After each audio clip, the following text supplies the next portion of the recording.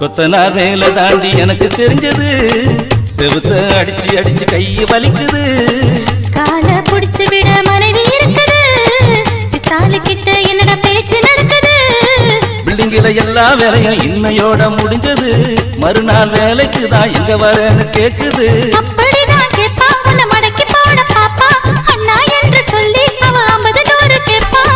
ஐயோ அப்படிப்பட்டவ இல்ல, அவ இல்ல, எப்படி எடுத்து உனக்கு சொல்ல நான் சொல்ல. புருஷன் மேல பொண்டாட்டிக்கு சந்தேகம் தாண்டா, கட்டுனவன் துரோகம் பண்ண தப்பு தானடா.